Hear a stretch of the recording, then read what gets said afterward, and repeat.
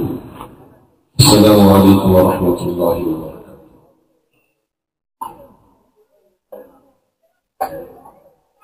خیر و نفع کی بات جو بھی کہے وہ سننے اور عمل کرنے کے قابل ہے۔ آپ لوگ جمع ہوئے ہیں، اللہ کی جمع ہونے تو قبول فرمائے، لیکن یہ جمع ہونا بیٹھنا اس وقت تک کارآمد نہیں ہوگا، نفع نہیں ہوگا جب تک کہ سنی ہوئی باتوں پر عمل کی نیت نہ ہو۔ حضرت تھانوی رحمۃ اللہ علیہ ہے جو قرآن اور حدیث کی باتوں کو سنتے ہیں، ان لوگوں کی 4 قسمیں بیان کی۔ وَلَا تَكُونُوا كَالَّذِينَ قَالُوا سَمِعْنَا وَهُمْ لَا يَسْمَعُونَ إِنَّ شَرَّ الدَّوَابِّ عِندَ اللَّهِ الصُّمُّ الْبُكْمُ الَّذِينَ لَا يَعْقِلُونَ۔ اس کے ضمن میں حضرت شفیع صاحب نے فرمایا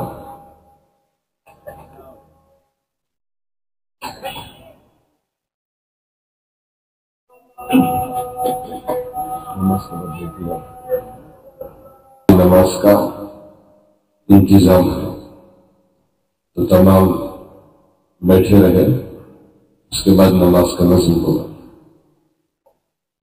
تو بہرحال عمل کی نیت سے بیٹھے تو آدمی اگر بات سنے بغیر سمجھے ہو یہ بھی نفع نہیں دیتا، بات سنے اور سمجھ بھی گیا ہو لیکن اس باتوں پر یقین نہ ہو یہ بھی سود مندی ہے۔ اگر کوئی بات سنے سمجھے یقین یہ کرے عمل نہ کرے تو یہ بھی بیکار ہے۔ اصل سننا سمجھنا اعتقاد یقین اور اس کے بعد عمل، تو کہنے والا بھی اور سننے والے بھی دل کی گہرائیوں سے بات سمجھ کر عمل کرنے کی کوشش کریں، اس لیے کہ دین اسلام کسی کے اوپر بوجھ نہیں ہے، اور دین کا ہر کام ہر آدمی کے لیے نفع بخش ہے۔ دنیا کے اندر مختلف جگہوں پر رہنے والے مختلف زبان کے ہیں، مختلف انداز کے ہیں، مختلف چیزوں کو استعمال کرنے والے ہیں۔ کسی دوسرے ملک والے یہاں رہنے کے اس وقت تک قابل نہیں بن سکتے جب تک کہ ان کا مزاج یہاں کا نہ بن جائے۔ یہاں اپنی غذائیں استعمال کرتے ہیں، لیکن واحد دین ہے، دین اسلام ہے، جو دنیا کے کسی بھی خطے میں رہنے والا آدمی ہو جہاں بھی ہو ہر ایک کے لیے نفع ہے، نقصان کسی کو نہیں۔ دین سراسر نفع ہے۔ اصل بات یہ ہے جن لوگوں کے ہم رہبر تھے، ہم راستہ بتلانے والے تھے، بدقسمتی سے وہ لوگ ہمیں راستہ بتانے کے لیے آنے والے ہیں۔ یہ ہماری بدقسمتی ہے، ہمیں رہبر بنایا گیا، ہم بھٹک گئے۔ تو دین سراسر خیر خواہی ہے اور ہر ایک کے لیے اس کے اندر نفع رکھا گیا ہے، کسی کے لیے نقصان نہیں ہے۔ ہاں آدمی کا مزاج بدلنے کی وجہ سے اسے نقصان نظر آتا ہے۔ بیمار آدمی کو اچھی چیزیں بھی غلط نظر آتی ہیں، شرابی آدمی کو شراب کے علاوہ دیگر کوئی چیز پسند نہیں آتی۔ یہ دوسری اچھی چیزوں کا قصور نہیں ہے، یہ شراب کی لت کا قصور ہے۔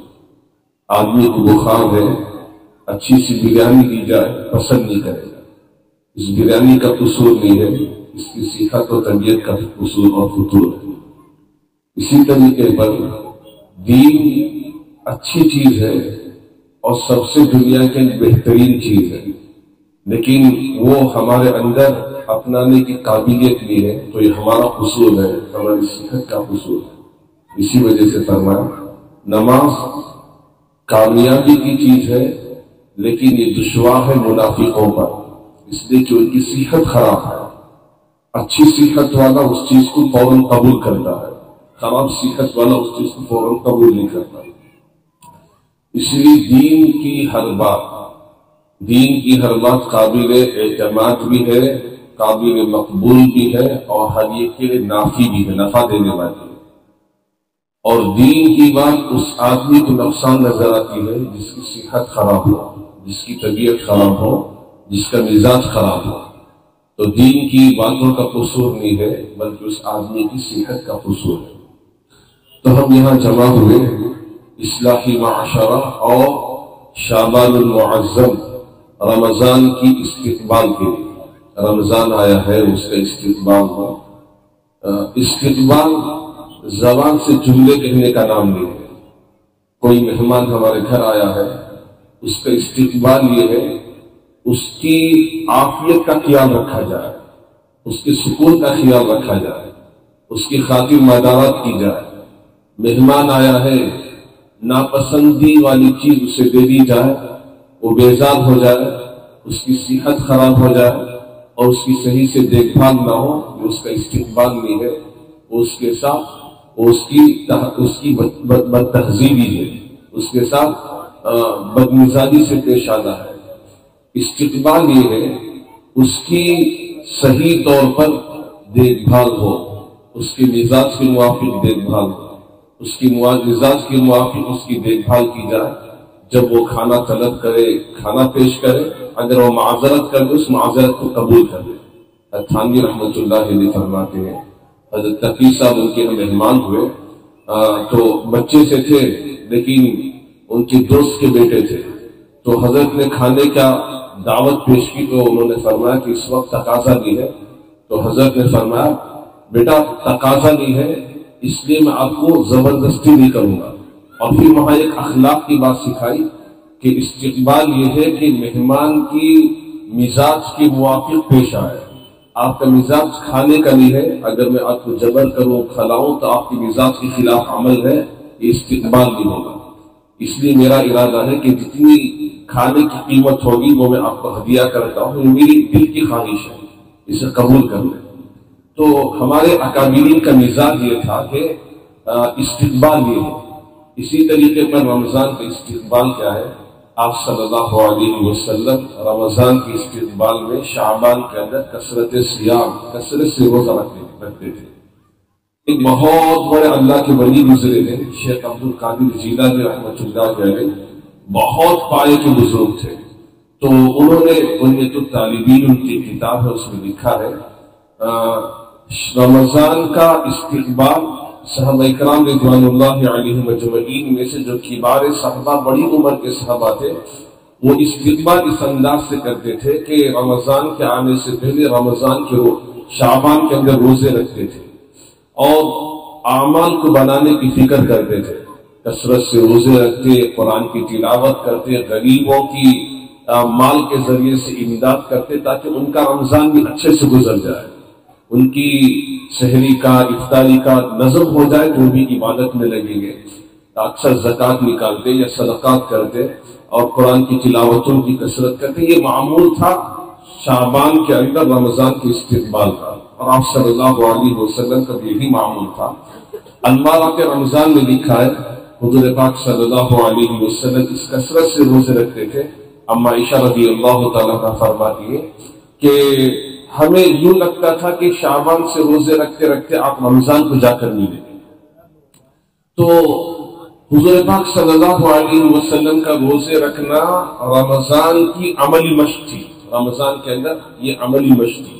عملی مشق کا مطلب یہ نہیں کہ رمضان میں بھوکا رہنا ہے تو وہ بھوکے رہنے کی عادت شعبان میں پیدا کر لی جائے کہ کہیں تکلیف نہ ہو کہ وہاں رمضان میں بھوکے ہو تو تکلیف محسوس نہ ہو، یہ نہیں۔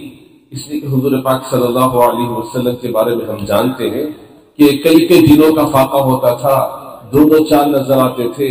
غزوہ خندق ہے، غزوہ تبوک ہے، غزوہ بنو مستلق ہے، کئی غزوات میں ہے کہ ایک صاحب آیا حضور سے فرمایا رسول اللہ صلی اللہ علیہ وسلم خندق کھودنے کی طاقت نہیں ہے، اور اپنا کرتا اٹھا کر دکھایا تو ایک پتھر بندھا ہوا تھا۔ حضور پاک صلی اللہ علیہ وسلم نے اپنا کرتا اٹھایا تو 2 پتھر بندھے ہوئے تھے۔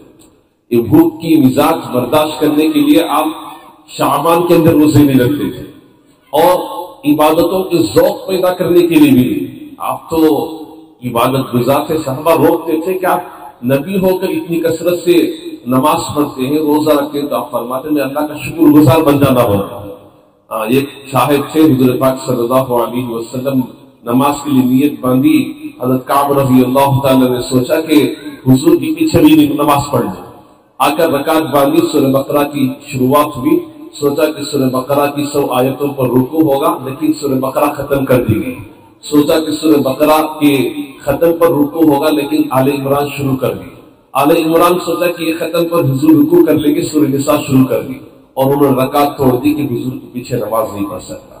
تو آپ کا مزاج تو یہ تھا عبادتوں کا، لیکن شعبان کے اندر ہی رمضان کے استقبال میں کثرت عبادت کا جو ذوق تھا، امت کو تعلیم تھی کہ رمضان آنے سے پہلے رمضان کی اہمیت جان لی جائے۔ رمضان کتنا اہم مہینہ ہے کہ حضور رمضان کے آنے سے پہلے رجب کے اندر سے اس کی تیاری کرتے تھے۔ رجب کے اندر سے تیاری شروع ہوتی تھی۔ رجب کا چاند دیکھا، دعا کر لی گئی، اللہم بارک لنا فی رجب و شعبان وبلغنا رمضان۔ ابھی رجب ہے، 2 ماہ پہلے آپ رمضان کا استقبال کر رہے ہیں، 2 ماہ پہلے سے آپ صلی اللہ علیہ وسلم دعاؤں کی کثرت کر رہے ہیں۔ آپ وقت کے نبی تھے، آپ کے اندر ذوق عبادتوں کا پہلے سے بھرا ہوا تھا اور مجاہدوں کی صفت تھی، لیکن اس کے باوجود یہ اعمال استقبال رمضان کے لیے جو رکھے گئے، آپ صلی اللہ علیہ وسلم امت کو تعلیم دینا چاہتے ہیں کہ رمضان کتنا عظیم مہینہ ہے۔ تو کاش ہم بھی ان عبادتوں میں سے تھوڑا سا حصہ لے لیتے۔ ہم اولیاء کو ماننے والے، صحابہ اکرام رضوان اللہ علیہم اجمعین کی زندگیوں پر رشک کرنے والے ہیں، کاش ہماری مشابہت ان سے ہو جاتی۔ شیخ عبد القادر جیلانی رحمۃ اللہ علیہ کے بارے میں لکھا ہے، رمضان آنے سے پہلے شعبان کے اندر کثرت سیام تھا اور خوب قرآن کی تلاوت تھی، مریدین سے ملنا بھی کم کر دیتے تھے۔ دیکھیے حضرت شیخ عبد القادر جیلانی رحمۃ اللہ علیہ، آپ نے سنا ہوگا سلطان الہند نظام الملت والدین، حضرت نظام الدین اولیاء رحمۃ اللہ علیہ بہت بڑے ہندوستان کے ولی، جن کو سلطان الہند کہا جاتا تھا، ہندوستان کے جو سلطان کہے جاتے تھے۔ حضرت کے دور میں 6 بادشاہوں کے دور گزرے، کبھی کسی بادشاہ سے ملاقات نہیں ہوئی، بادشاہ خود ملنا چاہتے تھے، حضرت ملاقات کے لیے وقت نہیں دیتے تھے۔ تو رمضان کے حضرت کے حالات اتنے پابندی کے تھے کہ رمضان کے اندر اتنی کثیر عبادتوں میں مشغول ہو جاتے، کسی کو ملاقات کا وقت ہی نہیں دیتے تھے۔ ایک بادشاہ نے کہا تھا کہ حضرت ہم سے کیوں نہیں ملیں گے، ہم ملنے زبردستی چلا جائیں گے، حضرت سے ملیں گے، کون روکے گا ہمیں؟ تو حضرت نے فرمایا کہ اس کو جواب دو کہ فقیر کے گھر پر 2 دروازے ہیں، ایک دروازے سے سلطان داخل ہوگا تو ایک دروازے سے فقیر باہر نکل جائے گا، ملاقات نہیں ہوگی۔ تو ہمارے اولیاء اعظام کے رمضان کے اندر یہ معمولات تھے کہ کسی سے ملاقات تک نہیں کرتے تھے۔ اب ہمارے معمولات کیا ہیں؟ اس لیے رمضان آنے سے پہلے رمضان کے استقبال یہ کہ ہمارے اندر اعمال کا اور عبادات کا مزاج پیدا کر لیا جائے، اعمال کا اور عبادات کا مزاج پیدا کر لیا جائے۔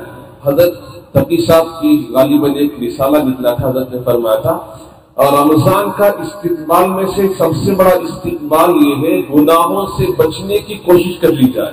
رمضان آنے سے پہلے آنکھوں کے گناہوں کی حفاظت ہے، زبان کے گناہوں کی حفاظت ہے، اور اتنی سنگین آنکھوں کی حفاظت مشکل ہے کہ ہمارا رمضان کیا ہے، روزے کا وقت گزاری کا مشغلہ اور عمل یہ ہے کہ رمضان میں فون دیکھ کر، گیم کھیل کر، یوٹیوب کے اندر مزاحیہ اور مذاقیہ ویڈیوز دیکھ کر وقت گزاری کر لی جائے۔ ہم سمجھتے ہیں کہ یہ رمضان کی وقت گزاری ہے اور اس رمضان کے اندر یہ وقت گزاری کا ماحول ہے، حالانکہ یہ رمضان کے اندر وقت گزاری کا ماحول نہیں، یہ روزوں کو فاسد کر دینے والی چیز ہے۔ آپ صلی اللہ علیہ وسلم کے معمولات یہ تھے، رمضان کی آمد سے کئی ماہ پہلے سے آپ صلی اللہ علیہ وسلم رمضان کے استقبال میں، تعظیم میں اور رمضان کے اندر عبادتوں کی کیفیت پیدا کرنے کے لیے حضور تو پہلے سے عبادتوں کے ذوق اور شوق میں لگے ہوئے تھے اور اللہ کی شکر گزاری میں لگے ہوئے تھے۔ اس لیے ہمارا رمضان اس انداز سے گزرے، آنکھوں کی حفاظت ہو۔ سب سے سنگین مرحلہ اس وقت ہمارے روزوں کے اندر، روزوں آپ صلی اللہ علیہ وسلم نے فرمایا کہ الصوم جنہ، کہ روزہ ڈھال ہے اور یہ ڈھال گناہوں کی وجہ سے پھٹ جاتی ہے، اور روزہ آگ سے بچاؤ کے لیے ڈھال ہے، لیکن ہمارے آپ نے سنا ہوگا کہ آپ صلی اللہ علیہ وسلم کے پاس دو خواتین کو لایا گیا جو روزے کی وجہ سے بدحال سی ہو گئی تھی اور جان نکلنے کے قریب تھی. حضور پاک صلی اللہ علیہ وسلم نے پانی پلایا، طے کرایا تو تازہ گوشت اور خون خیر نکلا. تو حضور نے فرمایا کہ تم نے روزہ حلال چیز سے رکھا تھا لیکن حرام چیز کے ذریعے سے روزے کو فاسد کر دیا گیا. تو پوچھا گیا کہ انہوں نے کہا کہ ہم نے گوشت استعمال نہیں کیا سحری میں. تو حضور نے فرمایا کہ آپ نے غیبت کی تھی. یہ اپنے غیبت کرنا اپنے سگے بھائی کا، جو مردار جو سگا بھائی اس کا گوشت کھانے کے مترادف ہے. غیبت کے ذریعے سے یہ حال ہو تو اس سے سنگین گناہوں میں ہمارا رمضان گزرتا ہے. ہم صبح ابتدا ہوتی ہے سحری کے بعد فون ہاتھ لگ گیا تو پھر نہ فجر کی نماز کا پتہ، نہ سنتوں کا پتہ، نہ قرآن کی تلاوتوں کا پتہ، یوں ہمارا رمضان گزرتا ہے. اور ہم سوچتے ہیں کہ ہمارا رمضان کی وقت گزاری کا آسان مرحلہ کون دیکھے دیکھے گزر جائے. حالانکہ ہمارے اکابرین کا، اولیاء کا اور کتب و ابدال کا معمول یہ تھا کہ رمضان میں خطب تک نہیں پڑھتے تھے. آپ نے سنا ہوگا اور عبد القدوس گنگوہی رحمۃ اللہ علیہ کا معمول یہ تھا کہ مریدین کے خطب کا جواب تک نہیں دیتے تھے. آپ نے سنا ہوگا کہ سلطان ابن الہین نظام الملت والدین حضرت نظام الدین اولیاء رحمۃ اللہ علیہ رمضان کی آمد پر مریدین سے تعلقات ختم کر دیتے تھے کہ رمضان آیا ہے کہ پھر رمضان کے بعد ملاقات ہوگی. ہمارے اولیاء کا معمول یہ ہے استقبال رمضان اس بات کا نام نہیں کہ واٹس ایپوں کے ذریعے سے اہلاً و سہلاً مرحبا پھیلا دیا جائے.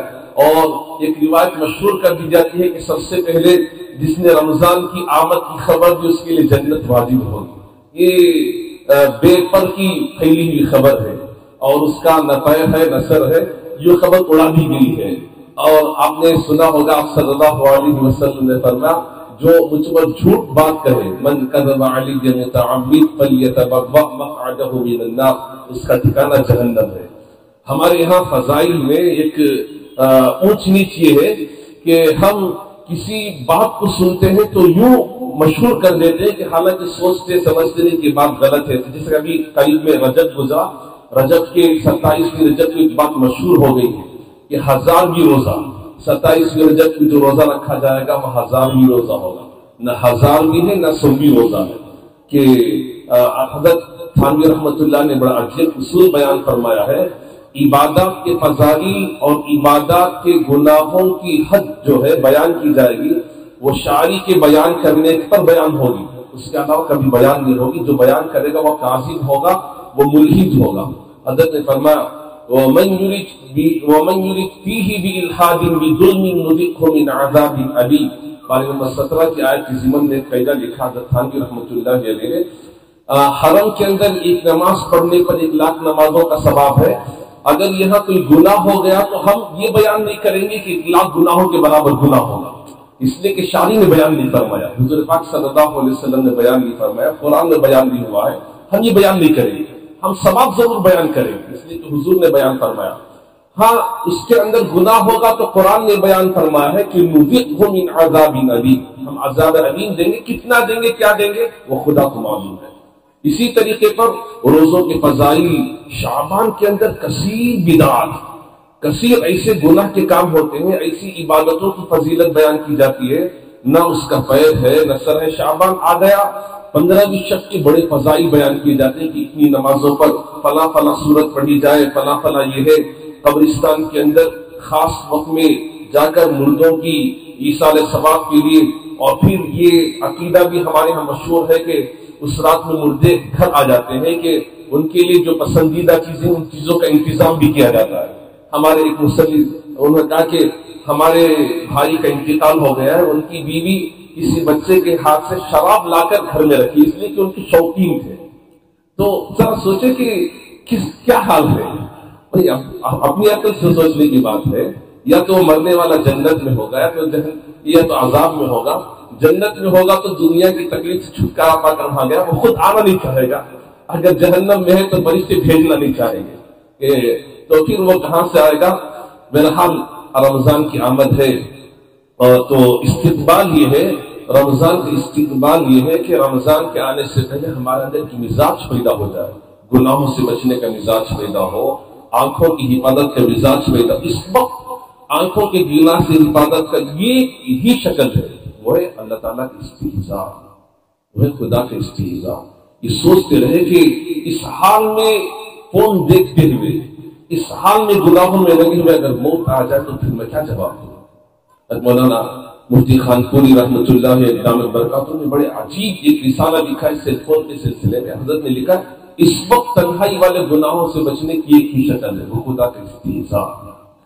تو بہرحال حضرت کا خصوصی خطاب ہوگا، تو میں چند باتوں پر اپنی بات کو ختم کرتا ہوں. ایک تو استقبال رمضان یہ ہے کہ رمضان آنے سے پہلے گناہوں سے بچنے کی ایک عادت پیدا کی جائے، اور حد تک امکان کوشش کی جائے کہ رمضان کے آنے سے پہلے تک فلاں گناہ ہم سے چھوٹ جائے یا اس کے اندر کمی پیدا ہو جائے.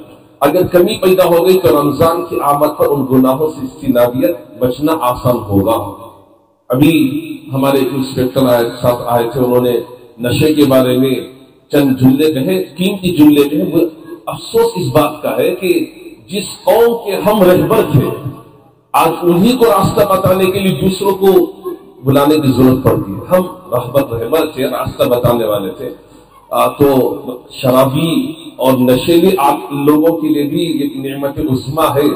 رمضان کے ذریعے سے چھوڑنے کی عادت آسان ہو جائے گی، رمضان کے ذریعے سے چھوڑنے کی عادت آسان ہو جائے گی. تھانوی رحمۃ اللہ نے لکھا ہے کہ خودکشی کرنا حرام ہے، پھانسی لینا اور اپنے آپ کو جلا لینا یا مار لینا، یہ خودکشی کرنا حرام ہے.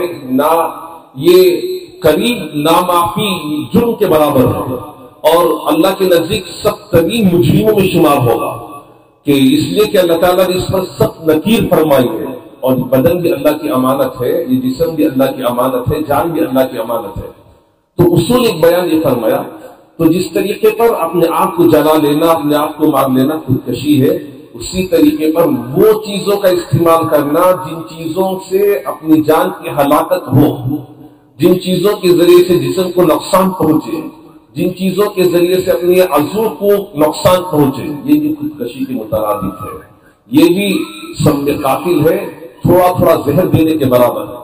تو حضرت نے یہ بھی لکھا کہ جس طریقے پر ہاتھ کا کھریدنا، نام لکھنا، ٹیٹو بنوانا حرام اور خدا کی تخلیق میں زیادتی ہے، اور اللہ تعالیٰ کی تخلیق کے مقابلے میں اپنے جسم کے اندر کچھ نشو و فراز کر کے تبدیل کرنا ہے، گناہ ہے.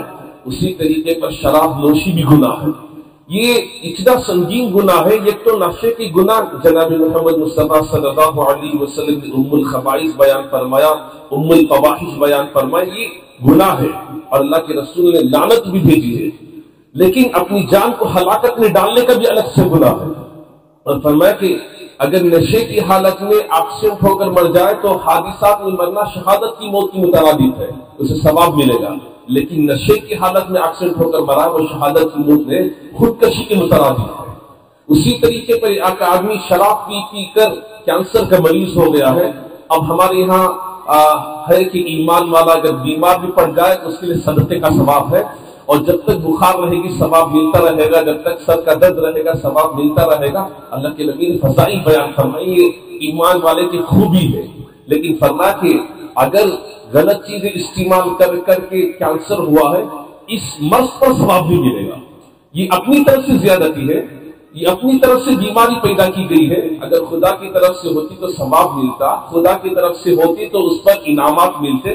لیکن اپنے جسم کو خود تلف کیا ہو اس نے. حضرت نے آداب زندگی اور بہت ساری حضرت کی بڑی مایاناز کتابیں ہیں. تو حضرت نے یہ اصول بیان فرمایا کہ اگر کوئی آدمی ایسی چیزوں کا استعمال کرنے والا ہو جیسا سگریٹ ہے یا نشے والی چیزیں ہیں یا اسے نقصان دینے والی چیزیں ہیں، تو فرمایا کہ ان نقصان دینے والی چیزوں سے ابھی نہیں، بعد میں چل کر کوئی نقصان ہو، بیمار پڑ جائے یا کڈنی چلے جائے یا ہارٹ اٹیک ہو جائے یا اس کے کینسر ہو جائے، تو اس پر ثواب کی امید کم رکھے. لیکن اللہ کی دی ہوئی امانت کو ضائع کرنے پر عقاب کو امیدوار زیادہ ہوگا، اس پر زیادہ نکیر ہوگی، پکڑ ہوگی. تو اس لیے نشے اور ایسی گٹکے چیز استعمال کرنے والے کے لیے اللہ تعالیٰ کی طرف سے رمضان ایک نعمت غیر مترقبہ ہے بچنے کے لیے. اس لیے کہ سگریٹ والا بھی اس وقت روزہ رکھ کر بچتا ہے، تو معلوم یہ ہوا کہ بچنا ممکن ہے۔ جب ایک دن زندہ رہ سکتا ہے تو کئی دن بھی زندہ رہ سکتا ہے، تو ایک دن بچ سکتا ہے تو کئی دن بھی بچ سکتا ہے، زندگی بھر بچ سکتا ہے۔ لوگ یہ کہتے ہیں کہ اس کے بغیر زندگی نہیں ہے، تو جب اس کے بغیر زندگی نہیں ہے تو روزہ رکھ کر بچ تو سکتے ہیں، تو ساری زندگی بچا جا سکتا ہے، بس عزائم اور ہمت اور ارادے کی کمی ہے۔ اسی وجہ سے فرمایا کہ ان شر الدواب عند اللہ الصم البکم الذین لا یعقلون، اوپر فرمایا ولا تکونوا کالذین قالوا سمعنا وهم لا يسمعون، جو سن کر بھی انسنے بنتے ہیں اس پر عمل نہیں کرتے، یہ بدترین لوگوں میں سے ہیں۔ جو خدا کی آیتوں کو سن کر، اللہ کے نبی کی باتوں کو سن کر بھی انسنے بن جاتے ہیں اور عمل نہیں کرتے، یہ بدترین لوگوں میں سے ہیں۔ اس لیے ہمیں چاہیے کہ ان چیزوں سے بچنا چاہیے۔ رمضان کی آمد سے پہلے رمضان کے استقبال یہ ہے، قرآن کی تلاوت کے معمول کے لیے روزانہ کچھ نہ کچھ قرآن کی تلاوت کی عادت ڈال لی جائے، تسبیحات کی کثرت کر لی جائے۔ حضور نے فرمایا وَعَلَيْكُمَا بِكَثْرَةِ لَا إِلَٰهَ إِلَّا اللَّهُ وَالْإِسْتِغْفَارِ ہے، ان چیزوں کی کثرت کی جائے اور گناہوں سے اجتنابیت کی کیفیت پیدا کی جائے۔ حضور نے فرمایا کہ احسان کے بارے میں سوال کیا گیا تو اللہ کے نبی نے فرمایا ان تعبد اللہ کأنک تراہ فإن لم تکن تراہ فإنہ یراک، یہ صفت بھی انسان کے اندر پیدا ہو جائے کہ ہر کام کرتے ہوئے یہ سوچے کہ میں اللہ کو دیکھ رہا ہوں، کہ اس حال میں میرے رب کیا سمجھیں گے، اس حال میں اس عمل کے ساتھ میرے رب کے ساتھ کیا تصور ہوگا، اور کل قیامت میں کیا پیشی ہوگی۔ اگر یہ تصور پیدا ہو جائے تو آنکھوں کی گناہ سے، زبان کی گناہ سے حفاظت ہو سکتی ہے اور آدمی بچا جا سکتا ہے۔ اس لیے میں بات کو دور دی، میں اللہ سے دعا کرتا ہوں کہ اللہ تعالیٰ ان بے جوڑ باتوں کو قبول فرمائے۔ اصل مہمان خصوصی کا خطاب سننے کے لیے ہم جمع ہوئے، انشاءاللہ حضرت کا خطاب ہوگا، کلیدی خطاب ہوگا، آپ تمام حضرات بیٹھے رہیں، انشاءاللہ اس کے بعد نماز بھی ہوگی۔ اللہ سے دعا اللہ تعالیٰ ان باتوں پر عمل کی توفیق عطا فرمائے۔ وآخر دعوانا الحمدللہ۔ میں ہوں سید منیر، سن میرے رب یہ دعا، میں ہوں سید منیر۔